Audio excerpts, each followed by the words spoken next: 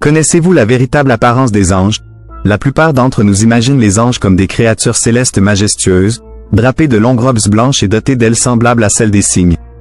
Dans l'imaginaire populaire, les chérubins sont souvent perçus comme des nourrissons joufflus, adorables, armés d'arcs et de flèches, inspirant tendresse et protection.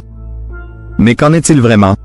Dans cette vidéo, nous allons explorer les descriptions des anges telles qu'elles nous sont parvenues à travers les textes bibliques, souvent bien éloignés de ces images idéalisées. Nous plongerons dans les origines historiques et culturelles de ces êtres mystiques, tout en démystifiant certaines des représentations les plus courantes. N'oubliez pas de liker cette vidéo si vous trouvez ces informations intrigantes, et abonnez-vous à notre chaîne, Chemin de Lumière, pour ne pas manquer nos futures explorations spirituelles. Idées reçues sur les anges. Après avoir introduit les perceptions courantes des anges, abordons maintenant les idées reçues qui s'écartent grandement de ce que nous révèlent les textes sacrés. Les images d'anges que nous voyons souvent, avec leur prestance majestueuse et leur aura de pureté, sont en fait une création relativement moderne, influencée par l'art, la littérature et le cinéma. Ces représentations sont non seulement séduisantes mais également rassurantes. Elles nous présentent des êtres angéliques avec lesquels nous aimerions interagir, ou même être guidés. Cependant, si nous nous tournons vers les Écritures, la réalité pourrait être bien différente. Les anges, tels que décrits dans divers livres de la Bible, sont loin d'être simplement des figures rassurantes. Le terme même d'ange, qui vient du grec « angelo », signifiant « messager », suggère une fonction plutôt qu'une forme. En effet, certains passages bibliques dépeignent ces messagers divins comme des abominations horrifiantes, avec des formes et des caractéristiques qui, loin d'être rassurantes, sont conçues pour inspirer la crainte et le respect. Ces descriptions peuvent inclure des êtres dotés de plusieurs visages, d'ailes couvertes d'yeux, ou encore de formes mélangeant traits humains et animaux, montrant ainsi leur caractère transcendant et leur fonction sacrée.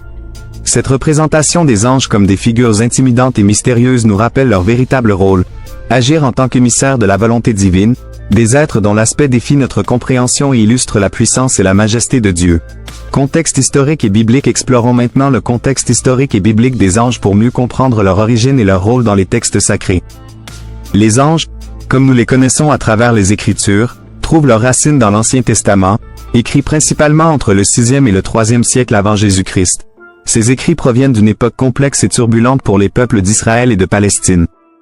C'est une période marquée par de nombreux conflits, des exils et des retours, des reconstructions de temples et des réformes religieuses profondes.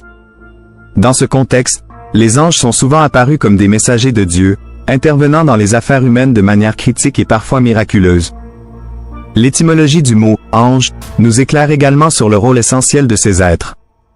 Le terme grec « angelo » et l'hébreu « malach » se traduisent tous deux par « messager ».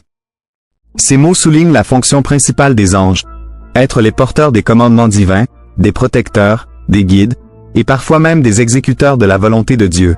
Cette compréhension linguistique et historique nous aide à percevoir les anges non pas simplement comme des gardiens bienveillants, mais comme des acteurs clés dans la narration biblique, chacun ayant un rôle spécifique et puissant, attribué par Dieu lui-même. Rôle et description des anges dans la Bible. Après avoir exploré le contexte historique et étymologique, concentrons-nous à présent sur les rôles spécifiques et les descriptions physiques des anges tels qu'ils apparaissent dans les textes bibliques. Les anges sont avant tout perçus comme les messagers de Dieu qui vont crucial dans l'exécution des actes. Ils interviennent dans des moments clés de l'histoire biblique, souvent avec des missions qui influencent le cours des événements humains. Un exemple marquant est l'ange de la mort, qui, lors de la Pâque, passe au-dessus des maisons des Israélites pour frapper les premiers-nés égyptiens, un acte qui a conduit à la libération des Israélites de l'esclavage. Cependant, les anges ne sont pas toujours des présences lointaines ou mystérieuses. Dans de nombreux récits, ils prennent une apparence humaine tout à fait ordinaire, ce qui leur permet de communiquer directement avec les personnes qu'ils sont envoyés guider ou informer. Des figures telles que Gabriel, qui annonce à Marie qu'elle donnera naissance à Jésus, et Michel, reconnu pour son rôle de protecteur et de guerrier dans les luttes célestes, sont des exemples de cette représentation plus personnalisée et accessible. Ces descriptions variées montrent que les anges, bien que célestes, sont des entités adaptatives qui peuvent traverser les sphères divines et terrestres, assumant les formes nécessaires pour accomplir leur mission divine. Hiérarchie céleste et autres êtres. Passons maintenant à la complexité des hiérarchies célestes et à la diversité des êtres spirituels qui peuplent les écrits bibliques. Au-delà des anges messagers, connus sous le terme hébreu de malach, il existe une multitude d'autres formes célestes, chacune avec son propre rôle et sa propre signification. La hiérarchie des anges, telle que conceptualisée par Maïmonide, un philosophe et érudit juif médiéval, nous offre une structure ordonnée où les différents types d'anges sont classés selon leur proximité et leur importance par rapport à Dieu. Selon Maïmonide, cette hiérarchie est divisée en plusieurs ordres ou cœurs d'anges, chacun ayant des responsabilités spécifiques. Au sein de cette structure, les chérubins et les séraphins occupent des positions de grande importance. Les chérubins, souvent représentés dans l'art chrétien comme de petits enfants, sont en réalité décrits dans la Bible comme ayant une apparence bien plus complexe et intimidante. Ils sont les gardiens du trône de Dieu, dotés de plusieurs ailes et de plusieurs visages, tournant autour du divin dans une danse éternelle de protection et de révérence.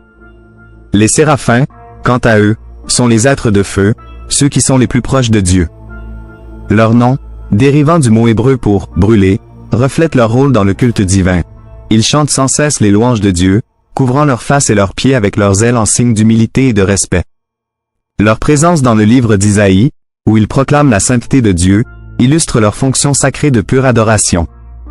Ces descriptions nous aident à comprendre que la sphère céleste est un lieu de complexité et de majesté ordonnée, bien éloigné des simples représentations angéliques à laquelle nous pourrions nous attendre. Regard détaillé sur les chérubins après avoir évoqué la hiérarchie angélique, concentrons-nous plus en détail sur l'un de ses membres les plus fascinants et souvent mal compris, les chérubins.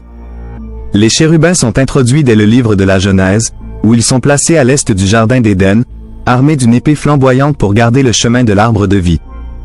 Cette image initiale établit les chérubins non seulement comme des gardiens mais aussi comme des êtres dotés d'une puissance divine impressionnante, capables d'actions extraordinaires.